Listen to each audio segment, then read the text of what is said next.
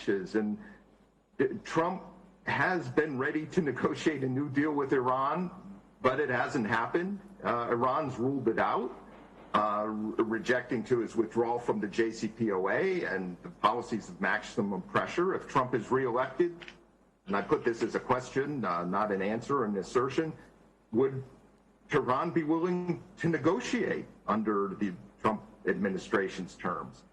Biden, too, while also saying the U.S. should re-enter the JCPOA, has suggested updating and revising the deal. But again, Iran has said, no way. I doubt Biden is ready to offer Iran an apology or compensation, as Iran has asked for losses under the maximum pressure policy, and has demanded as a condition of new talks. Other questions I've been thinking about as we think about Iran is a key issue in American policy in the region, and that if there were a Biden administration, would Biden, via executive order, immediately end all sanctions Trump imposed on Iran since May 2018, with nothing in return? The Iranians wouldn't want to begin negotiations, it seems to me, unless that happened.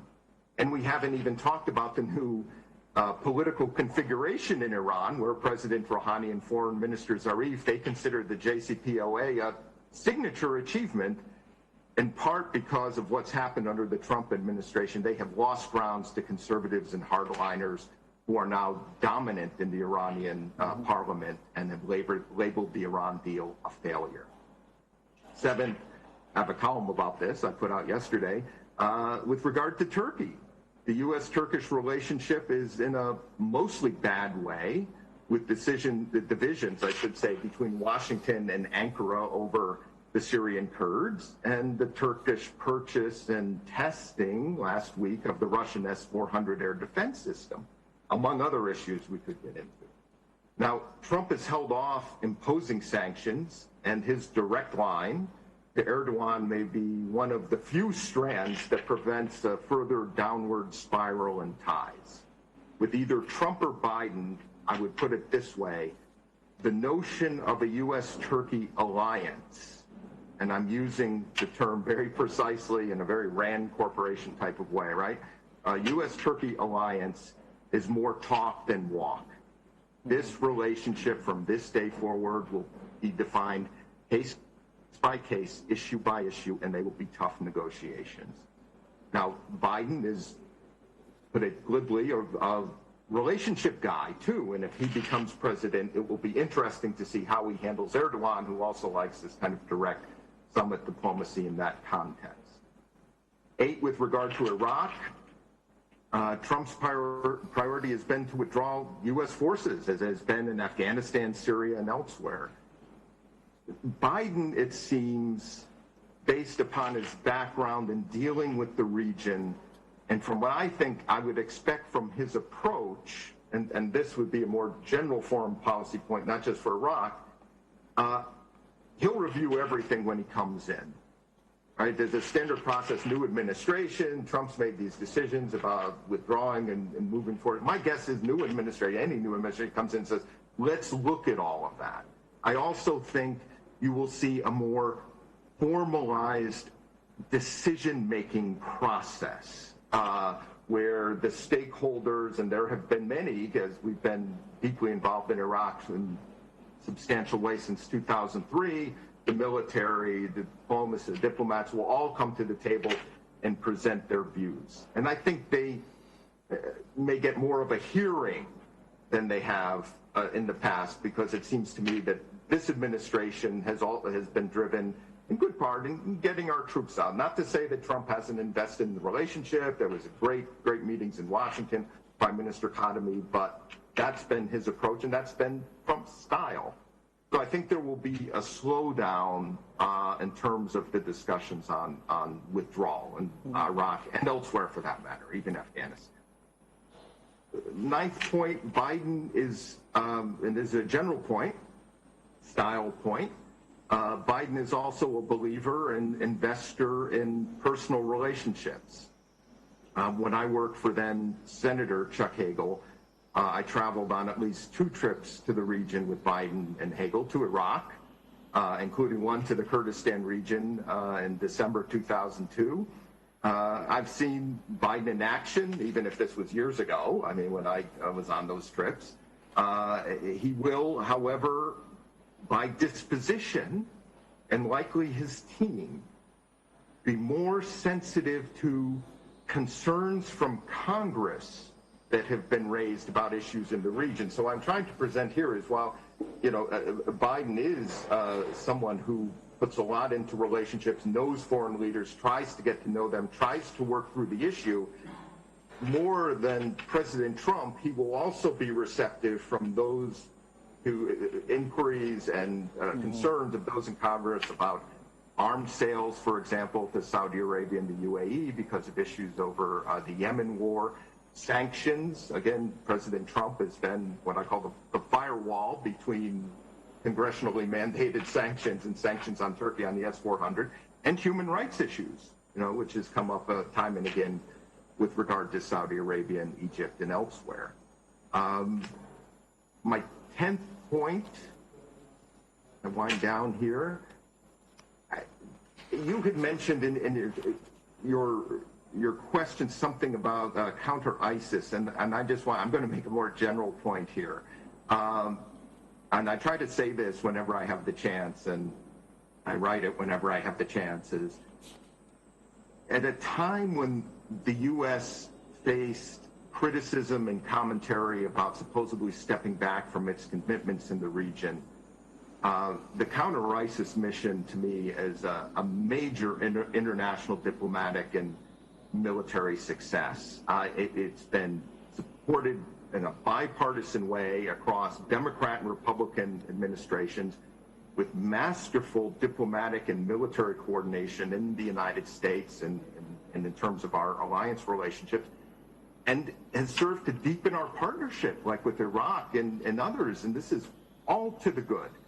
And my guess here is that, and it's been a success. I mean, President Trump said last year we territorially defeated ISIS. Well, that's correct and good for us. It doesn't mean that the struggle against ISIS and related terrorist groups is over.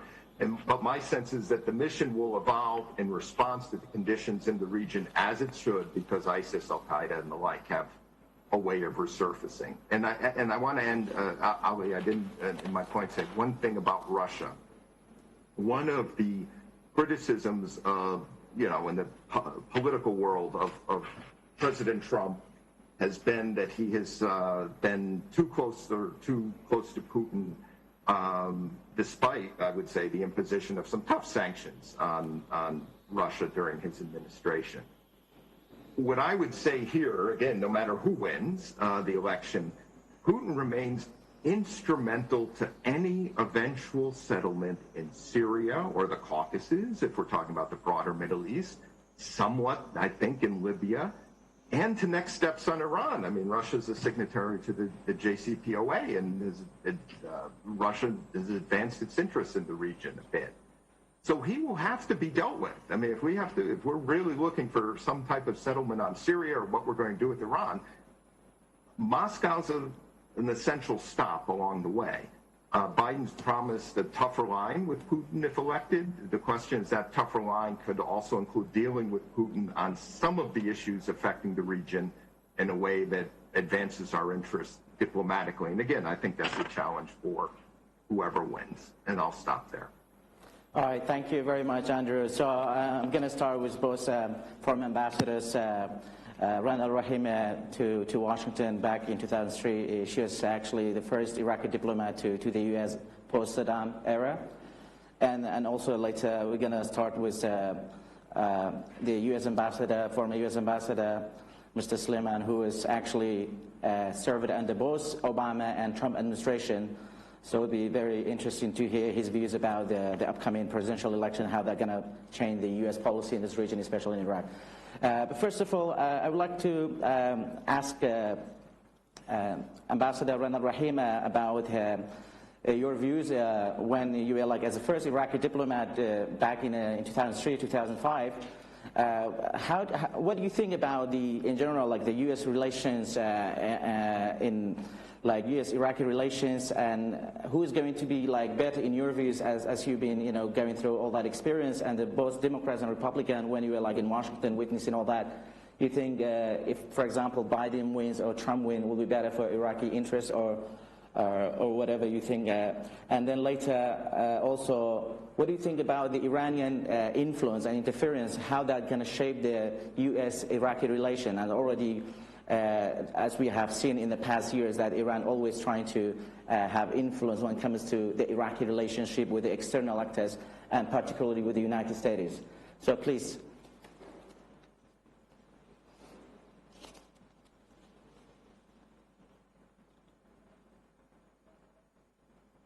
Sorry, we can't hear you.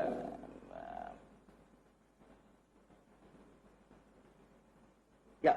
Okay. Thank you very much for hosting us. Thanks to Rudaw. Can you hear me? Yes, we hear you now. Yeah. Okay. Thank you very much. Just a few broad reflections before I go into some detail. What's really striking to somebody who is in Washington and worked in Washington and still does work in Washington, which is not so very clear in the region, is how very difficult it is to completely change the ship of state in Washington, and how many factors go into the making of foreign policy.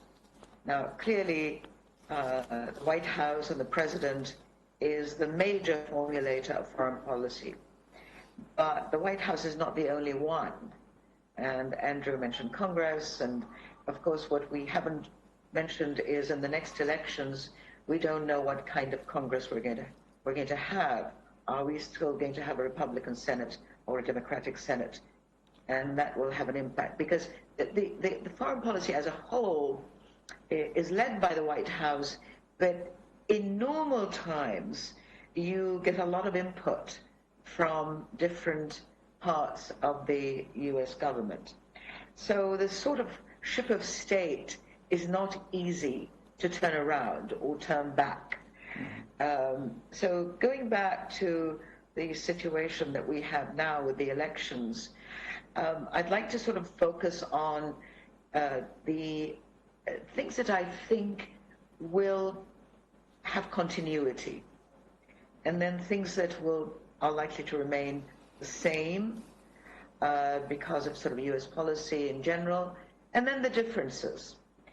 So in terms of continuity, I think we cannot forget that President Trump really created new facts on the ground. And this was by two things. One of them Andrew mentioned, which is the agreement and the normalization between the UAE and Bahrain with Israel.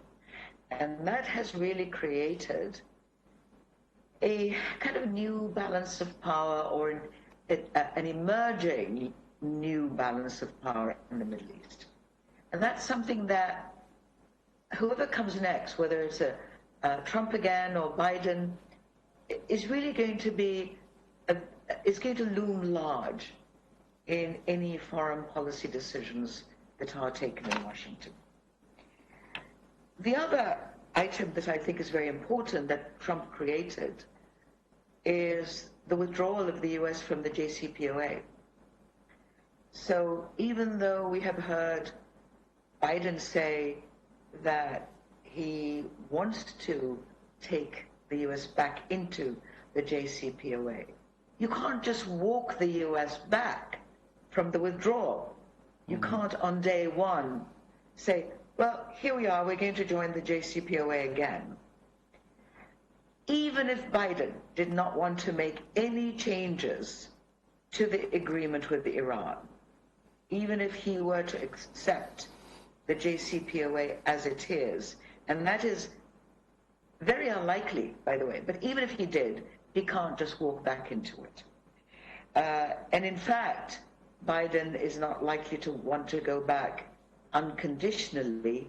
He has already set some conditions, and therefore that reality of the US being outside the JCPOA is something that Trump created, and it's going to be very difficult to ignore that fact in any consideration of relations in the Middle East and in Iraq, of course. This is what we're looking at.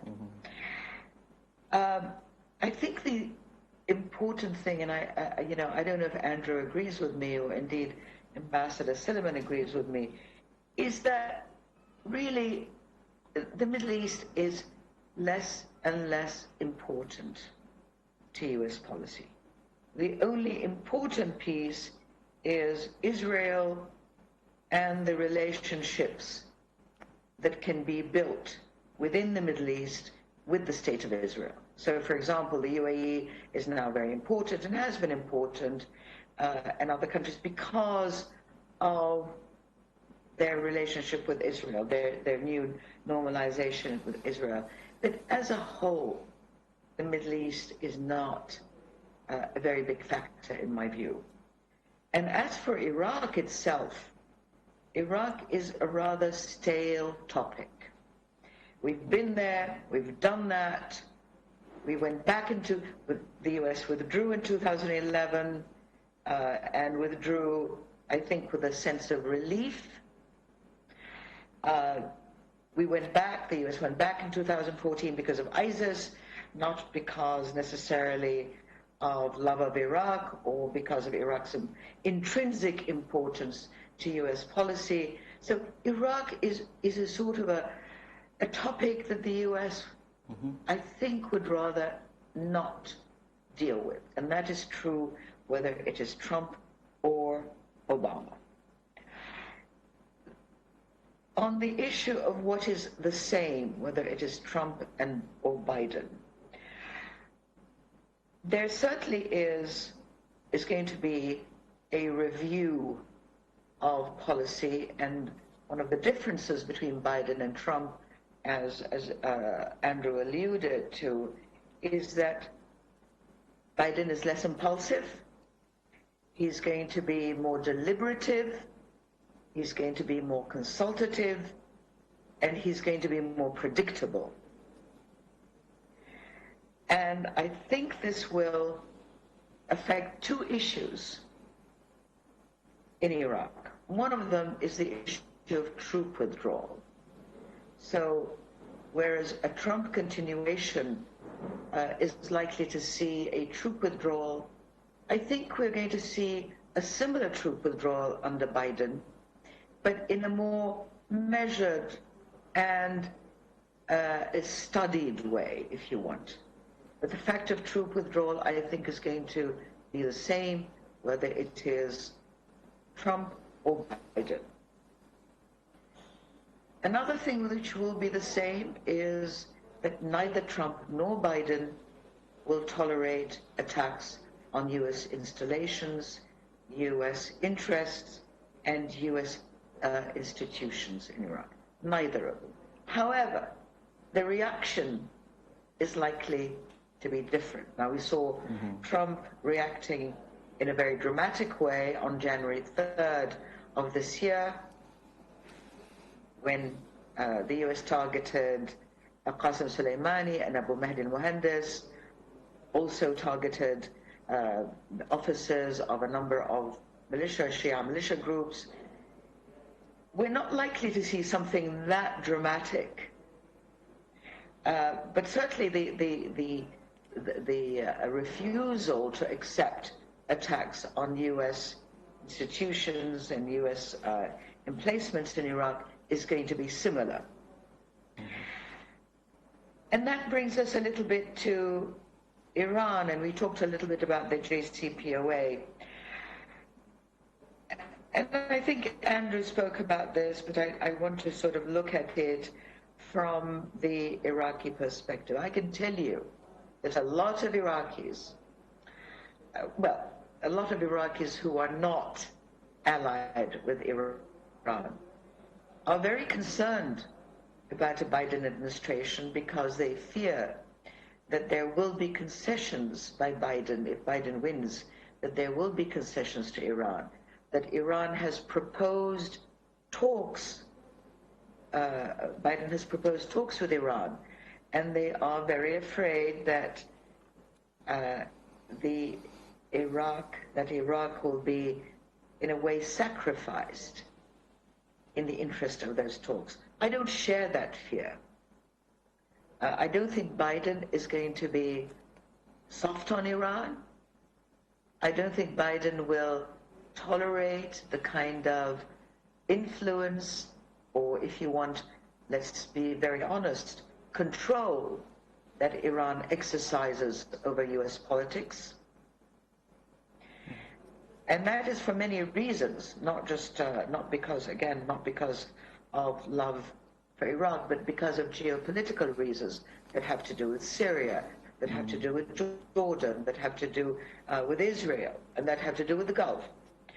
So I do not worry too much that Iraq is going to be sacrificed at the altar of talks with Iran. So let's talk about what the differences might be. We're very fortunate, I think, that the strategic framework agreement has been revived, that the strategic dialogue has received a boost. I am not entirely sure that this would have happened under a Biden administration. But now that it has received this sort of impetus, this impulse, this dynamic, I think Biden is likely to continue with it. How would it be different from a Trump administration continuation with a strategic dialogue? Trump is extremely transactional, as we know. Trump wants to know a quid pro quo. If we do this for you, what will you do for us? I think Biden is much more likely to think strategically about the strategic framework agreement.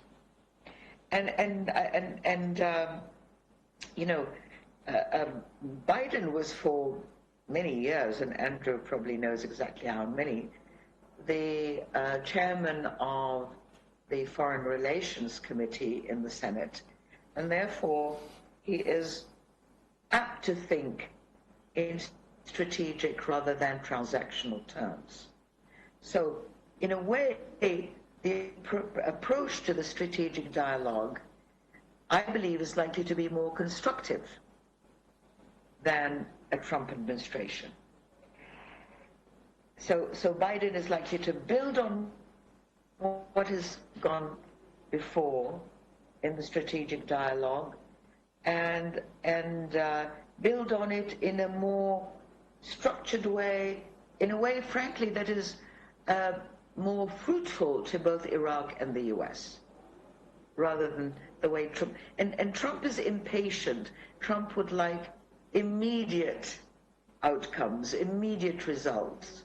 I think Biden is more likely to go more methodically, step by step, and wait for outcomes. Finally, it's very important, I think again Andrew pointed this out, it's very important for Iraq that Biden will want to rebuild relations, international relations. And particularly as far as Iraq is concerned, this is particularly true in Biden's wish to go back to Europe, to rebuild relationships with Europe, and to rebuild connections.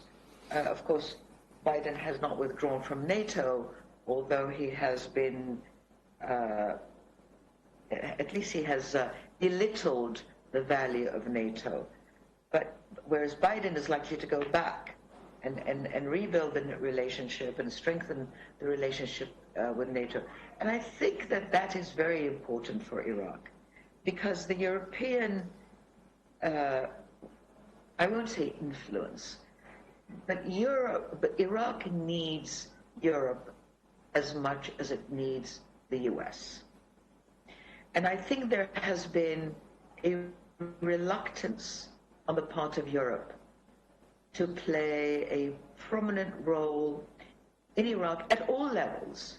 And I don't mean just in terms of, relations with Iran and so on, but Europe has been hesitant to bring to bear its soft power, if you want, not necessarily its hard power, but its soft power in Iraq because of bad blood with the Trump administration.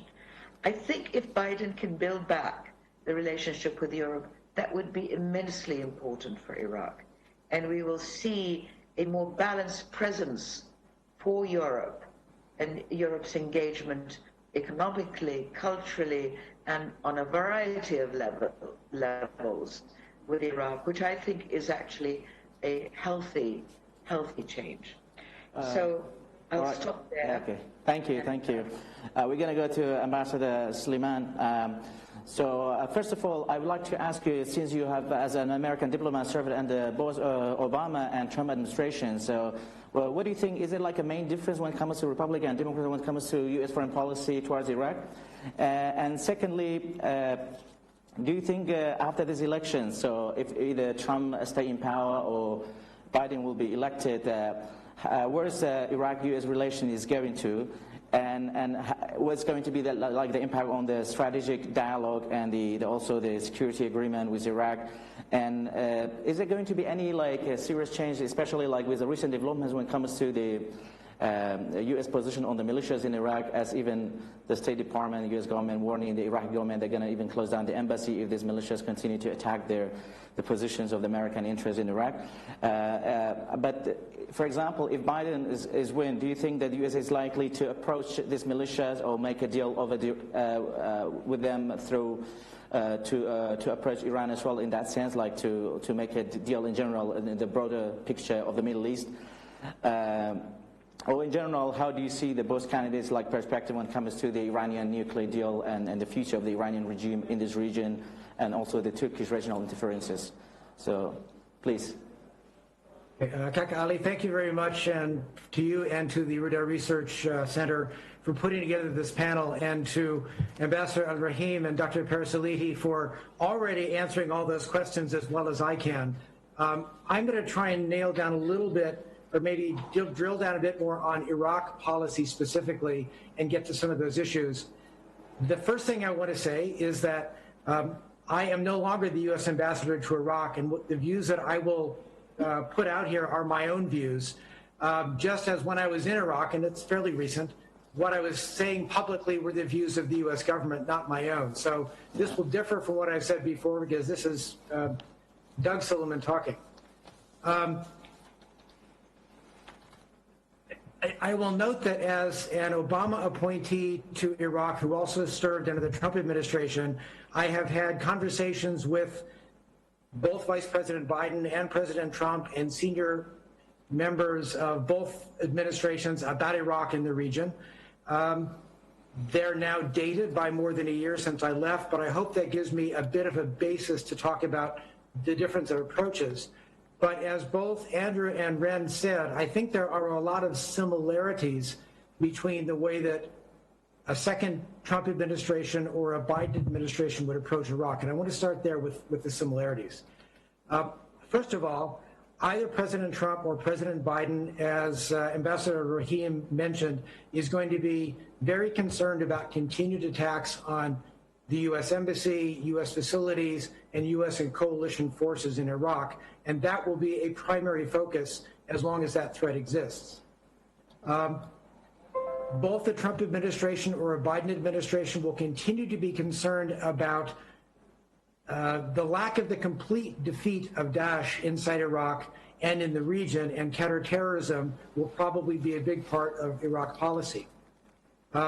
Both Trump and Biden will be concerned about Iranian meddling in the region, and particularly Iranian meddling through Shia militias, which are both inside and not part of the Hashd al-Shabi, but also about Iranian ballistic missiles, Iranian cruise missiles, Iranian drones, and Iran's ability to now more quickly develop nuclear weapons.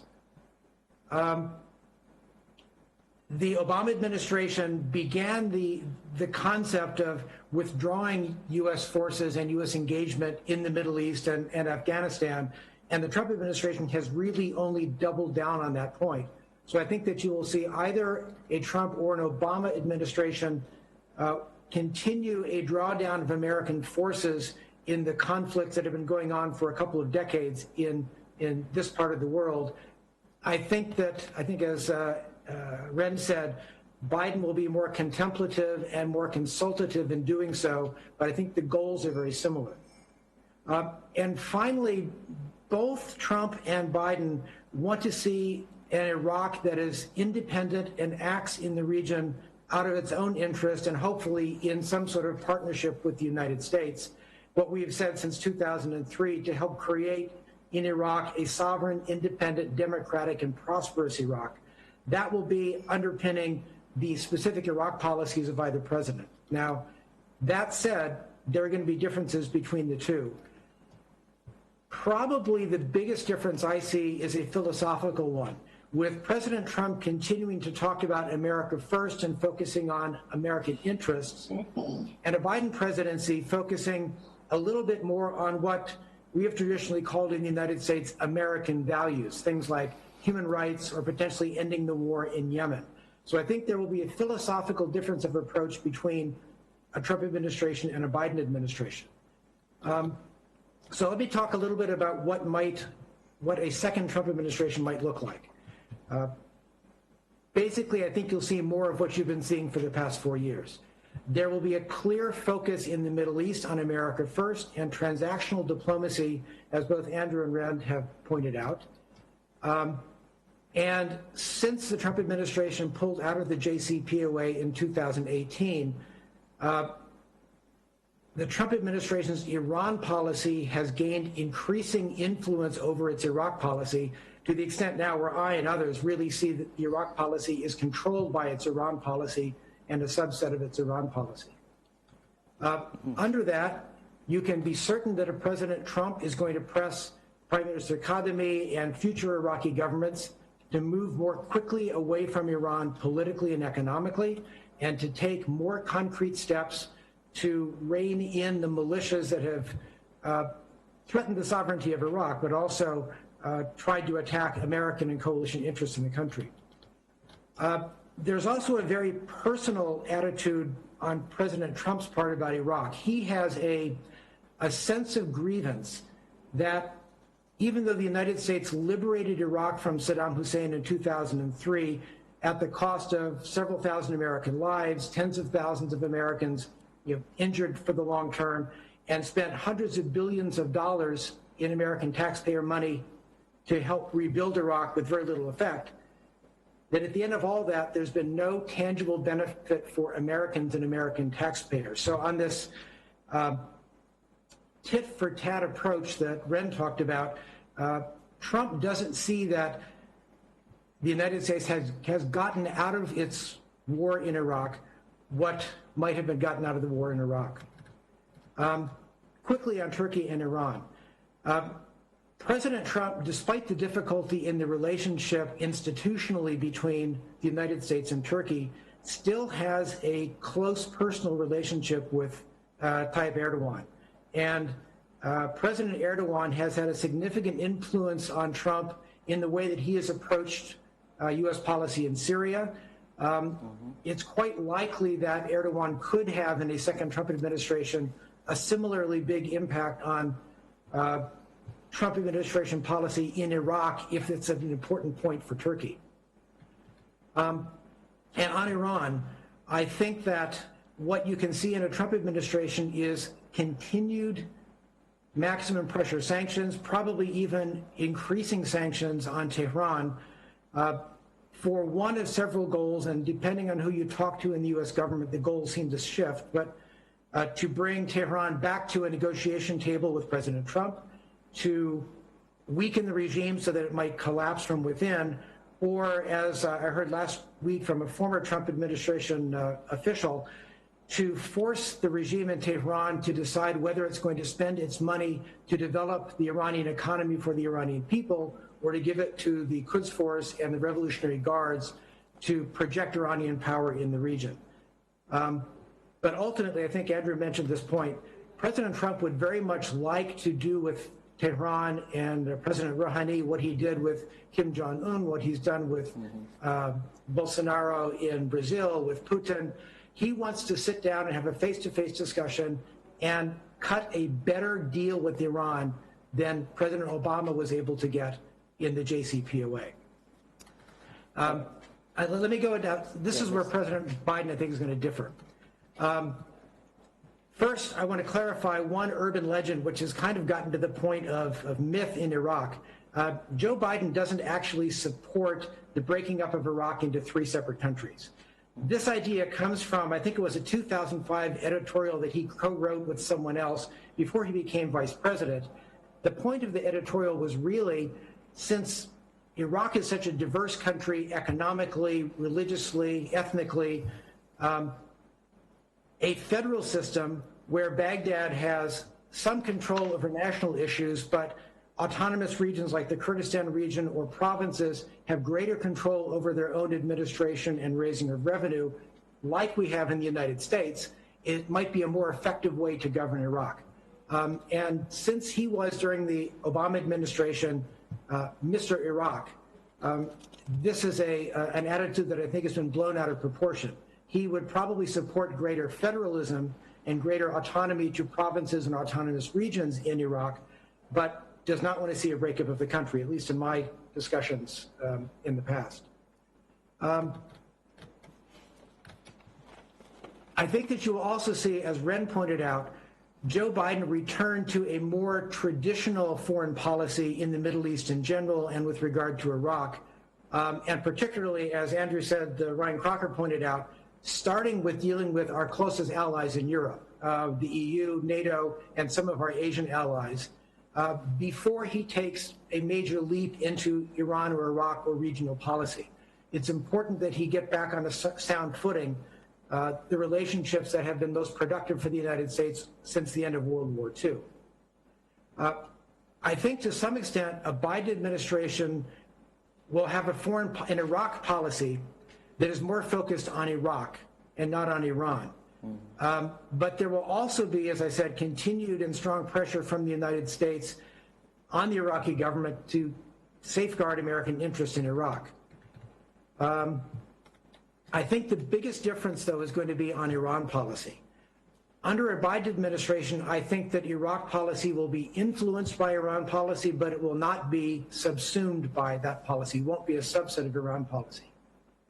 And it is clear that if Biden is elected, he's going to want to return to something that looks like the JCPOA. But I agree with Andrew that he is not going to simply re-enter and lift all sanctions on day one. I think the Democrats are now looking at evaluating the good that the maximum pressure campaign has done, the leverage that the possibility of removing these sanctions on Iran can give them in negotiations with Tehran. It is also clear, at least in my mind, that the Obama administration, when they negotiated the JCPOA, listened to our European allies, to some extent to Israel, and focused on nuclear weapons and thought they would not be able to have a successful negotiation on all of the problems with Iran, the additional ones being Iranian adventurism and support for militias in the region, or their ballistic and other missile programs. I think a Biden administration will have to take these additional things into account, which will make negotiations or even agreeing to negotiations with Tehran more difficult on the other side. I really haven't gotten down into too much detail. I will stop there. I think I've probably raised enough questions to continue discussion, but as I said, I think that this panel has gotten an awful lot of things. There's not enough disagreement on this panel. I think we're all basically in agreement on what we see for the difference in the two administrations. Thank you, Ambassador. I'm going to stay with you, actually. Just a follow-up question regarding the U.S. policy towards the KRG.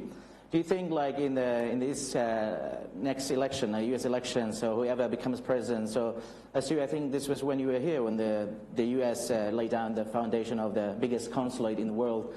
So how do you see the U.S. position on the KRG in the next 4 years, let's say? in terms of the providing military and economic support. How do you see that? Do you think that the U.S. support to the KRG will increase or will stay as the same? And also regarding to Rojava, how do you see the next administration will deal with that? Boy, let me start with Rojava first, because I think that's it's a more tricky problem perhaps, but maybe easier to answer. Under the Trump administration, as I said, I think that Turkey has had a significant influence on the way that President Trump deals with issues of Kurds in Syria and the linkages between different Kurdish factions and areas across the region. I think that a Biden administration is probably more likely to have a policy dealing with Rojava as opposed to a policy that deals with Syria or Turkey or Iraq or Iran or anywhere else that there is a Kurdish population. As for the Kurdistan region, as I noted, Joe Biden very much supports the ability of different parts of Iraq to manage their affairs in a very unique way, the way that Kurdistan is doing right now, with different economic policies, different laws and practices on investment. And I think that that would continue under a Biden policy. No matter whichever president is elected, either President Trump or President Biden will continue, however, to see the Kurdistan region through the lens of Iraq policy. I don't think either one is going to significantly change the very foundations of our Iraq policy, really laid down by President Bush in 2003 with the initial invasion and replacement of Saddam Hussein. There is some support in some political circles in the U.S. Congress to support independence for Iraqi Kurdistan. There is some support, probably more support in Republican circles than Democratic circles for that same issue. But the consensus in both parties is still very strongly for helping develop the Kurdistan region within a unified Iraq. Again, we can get more into this later. There may be ways that that policy could change over time, but it is, again, as Rand mentioned, Iraq in general and the Middle East are going to, in the first year of a new administration, have far less priority for Americans. We are now focused in our elections on domestic issues, our own economy, how our country is dealing with the coronavirus, and issues of foreign policy are going to be secondary or tertiary. And the question of Iraqi Kurdish independence, the question of Rojava, the question of PKK and Kurds inside Turkey, these questions will be addressed only in the deep bowels of the foreign policy wonks like me in the State Department and the Defense Department and think tanks. It's not going to be foremost on the mind of either a President Trump or President Biden. So I think any development of these issues will be pushed a year or more into the future, unless there is some crisis that focuses the attention, which is what sometimes overtakes the focus on other issues. All right, thank you. I'm going to go back to Andrew. So, regarding to the growing the Russian and the Chinese influence in the Middle East right now, so do you think the next U.S. administration is likely to have like an understanding with Russia and China, or make a deal with them in terms of how they can either collaborate, or U.S. still will see them as a competitor in the Middle East, especially when it comes to Syria and Iraq and the Gulf? I think that's a good question. I think that they will. Let's start with Russia, and I talked about that for a little bit.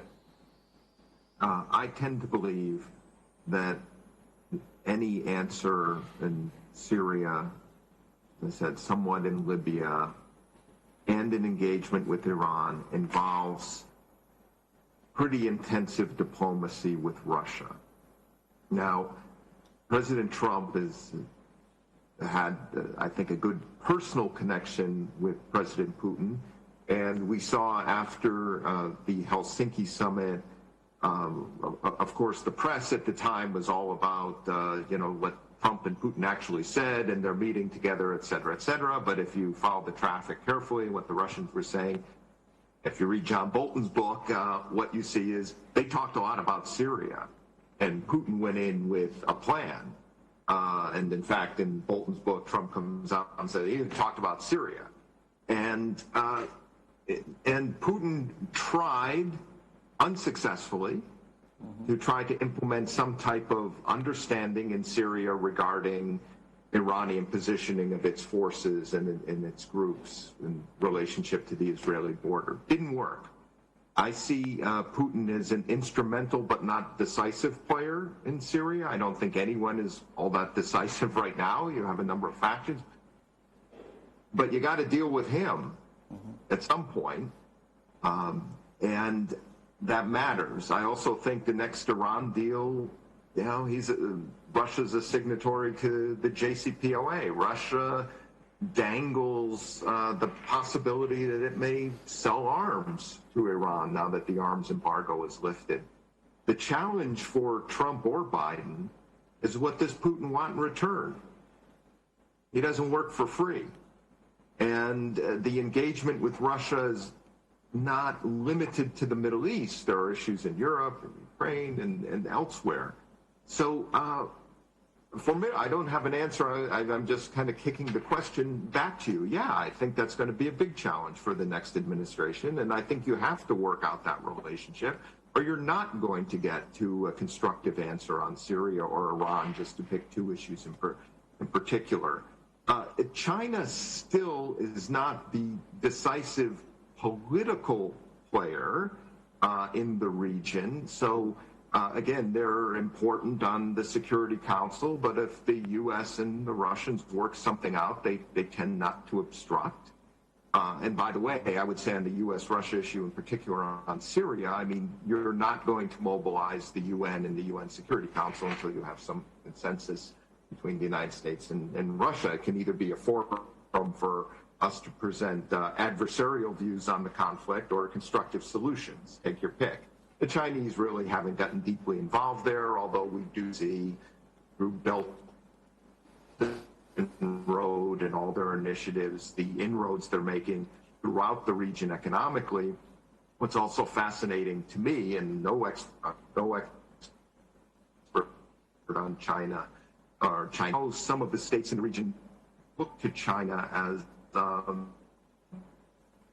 not only an alternative model, but one issue that came on the Arab Youth Survey, which was fascinating recently, was that many Arab youth saw China as more of a leader than the United States on COVID-19, for example. And I think when you talk in the Gulf, there's an interest and an intrigue, not that they see them, China, as a replacement or anything like that for the United States, but the importance of Chinese power, engaging them economically, understanding what they can get, develop those partnerships in a wide range of areas. And if China eventually takes the political and military steps commensurate with the kind of economic policy they've instituted with Belt and Road, then I think they'll be even more formidable, but they haven't quite gone there just yet. Just staying on that question, Andrew, so like since the Obama administration and even under Trump, so this issue about the America is more focusing on Asia Pacific these days, like militarily and economically. Do you think in the next administration, I mean, like that will change shift the U.S. position on the Middle East a bit, do you think? Yeah, I mean, you know, Obama made a big point of the pivot to Asia, and you have the war in Syria, and you have ISIS, and, you know, the world doesn't always allow you, and events don't allow you that luxury to focus on one thing. Asia is very important for the United States. The relationships are long-standing. The economic importance is much greater than the Middle East. The attachments, person-to-person contacts, institutional contacts are so strong. The security issues remain paramount as we worry about Chinese military role, and especially in the South China Sea, our relationship with Taiwan, Japan, South Korea, dealing with the nuclear North Korea. I mean, these are huge issues. So my only answer there is, you know, yeah, Asia is more important, tends to have higher priority in U.S. policy than the Middle East, but the Middle East is really important too. You can't take your eye off it. Those relationships matter for any number of reasons. And the next administration, like previous administrations, are going to have to focus on Asia as well as the Middle East. It's just the way it is. I don't think you can turn away from one and look at the other. All right, thank you. I'm going to go back to Ambassador Ranal Rahim. Throughout this years since the Iraq War, so the U.S.-Iraqi relationship in general, let's say, was mostly related to those were seen as pro-American, or those were pro-Iranian, or they had different kind of backgrounds. So you think that's why the U.S., like when it comes to diplomacy, so always when it comes to the relationship with the Iraqis, so they had to like meet them all separately, the leaders, the Kurds, the Sunnis, and the Shias, even that's continued until today. Do you think this kind of a personal relationship, do you think the U.S. is always keen to invest in, like, for example, right now, Qasem Yasin is being backed by the U.S., so maybe there are some other leaders, if tomorrow they have a chance to become prime minister or president of Iraq, if the U.S. is not going to support them, how do you think that will play in terms of the Iraqi-U.S. relationship in the next administration? Yeah, the current Prime Minister, Mustafa Kadhimi, if I understood your question right, because I was having problems hearing a bit, Prime Minister Kadhimi has insisted on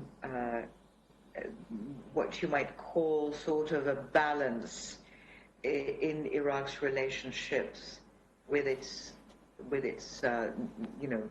neighbors and as well as the sort of powers outside the neighborhood.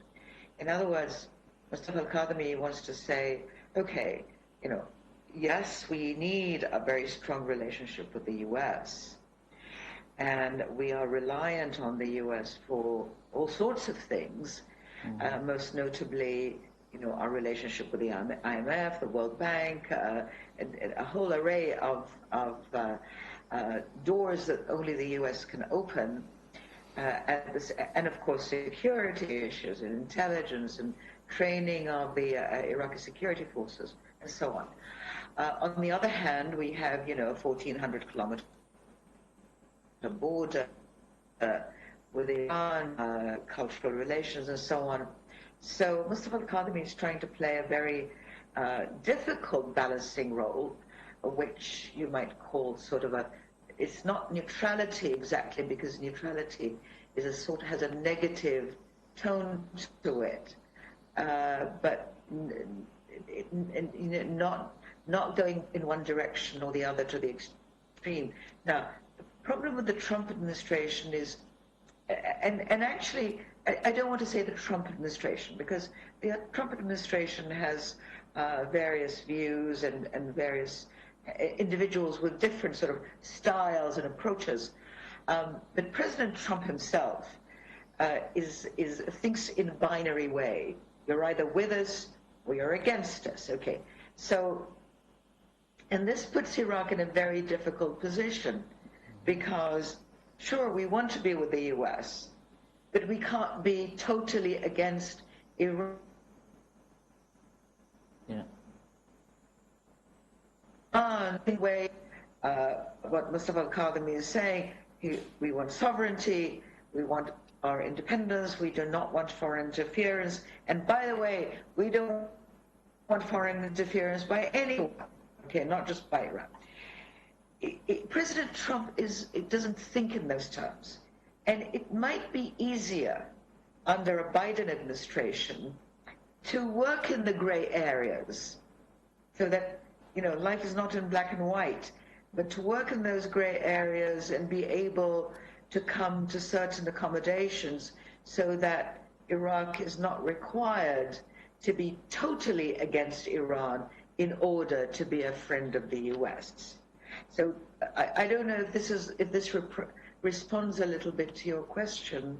I think it'll be easier to have a balance under a Biden administration than it is under a Trump administration. Now, whether this is good or not good for Iraq, I'm not making a vow. I'm just describing what I think may be the situation under this administration or that administration. All right, thank you. I'm going to go back to Ambassador Slimane. So first of all, the question regarding to the U.S. withdrawal from Iraq. I mean, as recently we heard this warning from the State Department, Mike Pompeo, Secretary of State, about the closure of the embassy. Do you think, so for now, it seems like more quiet the situation, but if that's going to be more like attacks is targeting the embassy or the other U.S. interests in Iraq, do you think by the end the U.S. will shut down the embassy even if it is temporary, and also will withdraw other resources from Iraq as a sort of a pressure card on the Iraqi government? That's my first question. And the second one regarding to the U.S. and Iran, like sort of common understanding sometimes about like certain figures. Like, for example, now they say Kadhimi, he has been accepted by both the Americans and the Iranians as well. Do you think in the next administration either Trump will stay in power or Biden win? Do you think that there will be sort of understanding between Iran and the U.S. over Iraq? Right. On the first question about the U.S. Embassy and or the withdrawal of American forces or coalition forces, it's not as simple a calculation as they will all stay or everybody will go. There are at least 100 variations in between those two outcomes, nothing happening or that being completely withdrawn. And the question for the Trump administration or for a Biden administration going into 2021 is, what are your goals in Iraq?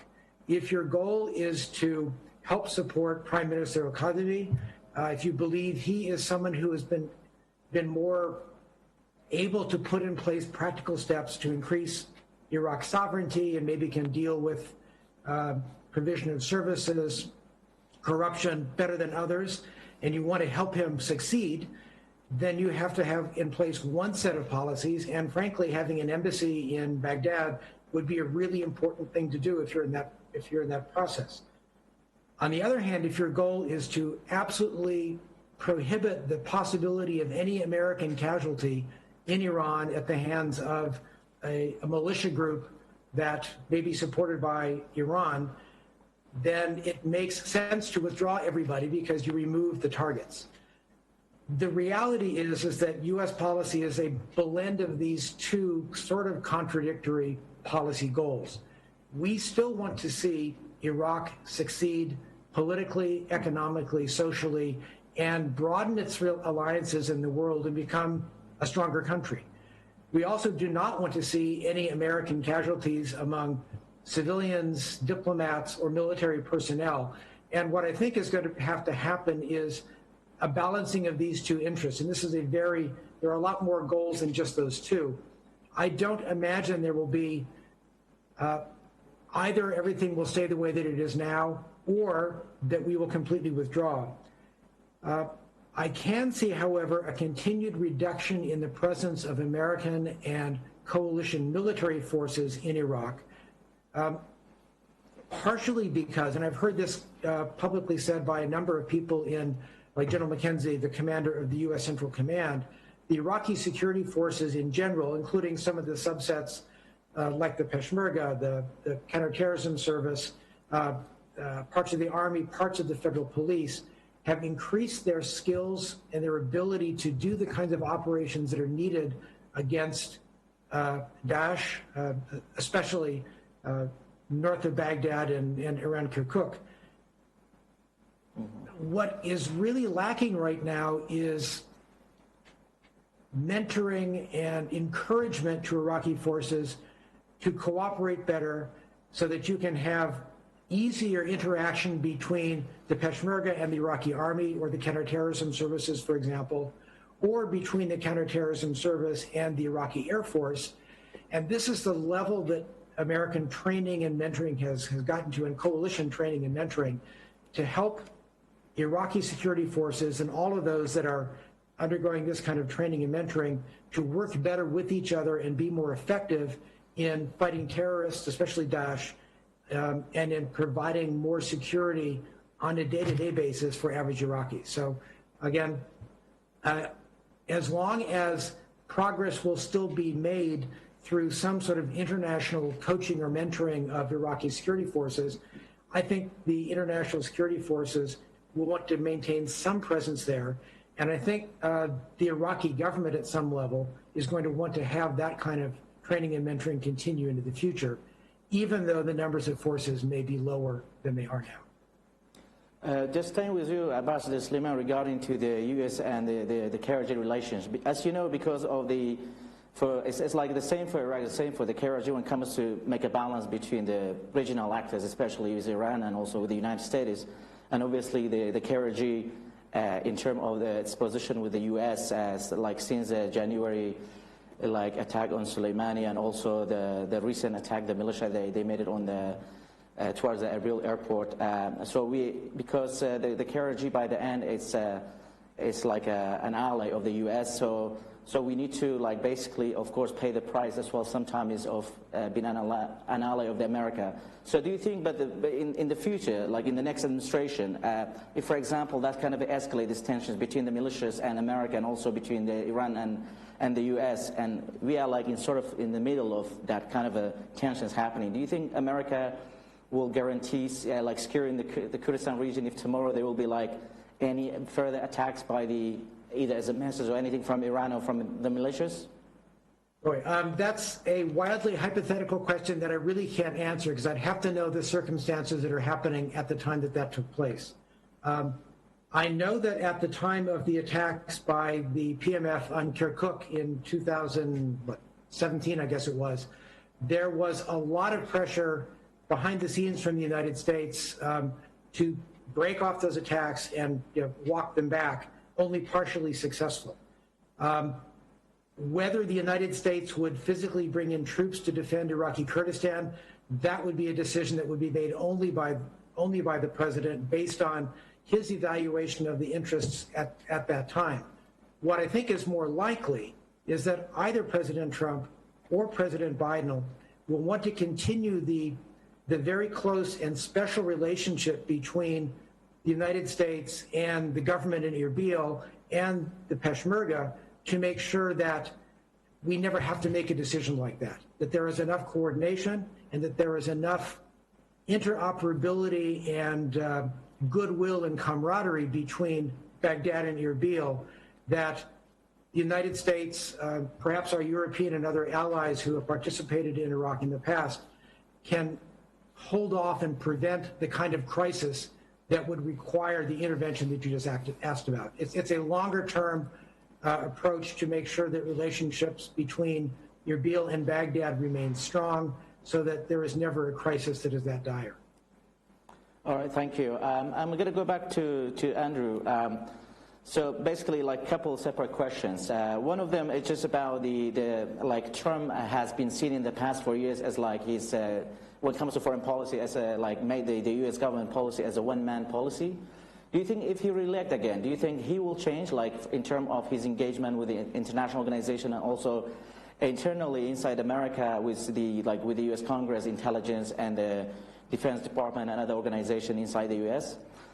And second question is about the U.S. policy in Syria. I mean, I know you have mentioned in the beginning, but so a lot of people believe that there is no clear policy, U.S. policy over Syria. I mean, even Trump saying that we were standing in that north part and protecting the oil fields. But do you think if tomorrow Biden will be elected, that policy is going to be changed? I mean, so far, there is no idea about regime change in Syria. I mean, the situation of the Kurds and other entities is very unclear what's going to happen in the future. Even that oil company that had signed that deal with the local administration in Rojava, it seems doesn't have official U.S. government backing. So please. With regard to Trump's foreign policy, national security style and approach, I think what you see is what you get, and that's what you'll get for another 4 years, is how he's managed policy until now will be how he's going to continue to manage policy. I tried to point out in my, introductory comments that, it's his style to talk to world leaders, and that's where the action is, and we work out a deal, and the aspects could change, you know, at any time. And he doesn't bring a lot of baggage to each conversation in some ways, depending on how he's defining the interest. And think about this. When the United States hit Syria, and I'll use this as an example because that was your second question, in 2017 for the use of chemical weapons, if you read Bob Woodward's book and other accounts, he wanted to really hammer Assad. On the other hand, he wants to call him to try to get our hostages out. He's got a great relationship with the Chinese premier until he has a trade war with him. And I think it's the nature of this kind of style where things are operating at that level. In some ways, we're talking about a region where personal relationships matter, where who you talk to, when you talk to counts. I think that's been part of Trump's successes and like the normalization agreements and so forth. In other ways, it's intensely complicating in other kind of more intractable issues like the war in Syria. You know, I don't have any good answer or insight on what would change and what wouldn't. And this is just me talking and my own analysis and my own thinking about Syria, and you've gotten a hint of it in some of my earlier remarks. It's so hard to deal with Turkey and Syria. There's been so many divisions. We don't deal directly with the Iranians or the Syrians. Those are the three most impactful regional powers operating there. And we don't talk, we have problems with Turkey and we don't talk to Iran and we don't talk to Damascus. Obviously, we work closely with Israel. The answer begins in figuring something out with the Russians on Syria. And there's going to be no perfect ending, and it's been a tragedy for the Syrian people time and time again. But I don't know where else to start, you know, except in a way that helps to organize the UN Security Council, which by implication means the international community, to organize its resources and diplomatic muscle to try to get behind some aspect of the reconstruction and rebuilding of Syria. We have half steps, small steps in terms of humanitarian assistance and corridor, and the U.S. has been very general in humanitarian relief, but as we all know, humanitarian assistance is not a substitute for a real economy. And I get the complexities. There's Assad. There are all these issues around it, and it's tough to handle his staying in power. But there he is. And with regard to how Biden administration would deal with it differently, you know, I don't know. I mean, you go back and you look at the Obama administration debates. There were some who wanted to be more assertive during the early days of the popular uprising, wanted to be more supportive of Syrian opposition groups.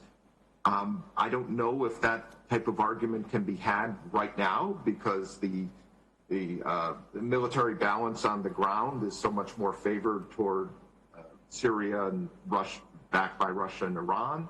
I don't know if they have that. I believe that in an interview a while back, Tony Blinken, who obviously play a key role in the Biden administration, said they probably keep things kind of where they are with regard to the troop forces. This is one of these things where, you know, as my colleagues here just said, it's not going to be at the top of the agenda like how we have to deal with China on the trade war or other aspects of foreign policy. And this is going to be subject to a serious review.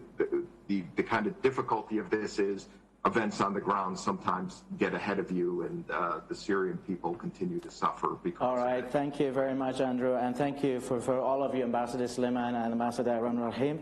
Thank you for your time to be with us on this panel. I hope you'll be with us in the future as well on different occasions and events. Thank you very much, and I wish you well. Thank you, Kakali. Appreciate it. Thank you. Okay. That's great.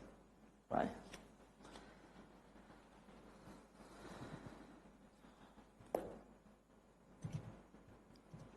That's over.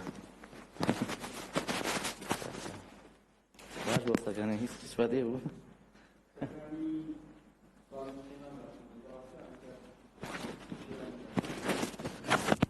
Bu اندرو وشتی هنی بود اندرو کسی که زبط کنه ولی شکل او پولتیکال ساینتیست لران کورپوریشن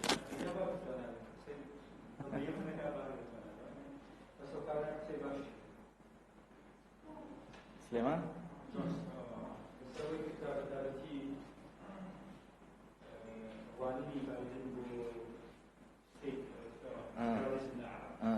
اوشتێکی تازە بوونیش خۆ ویستمە پرسیاری لێ پێشەوە بینە جواباتەوە من ویستەوە من لە بەخیاڵا بوو چونکە زۆر خەڵک But sorry, Irfan, do we have also the recording on the Zoom? Or? It's okay. I think they have it recorded in the ingest, but just in case, also if you have it here, maybe.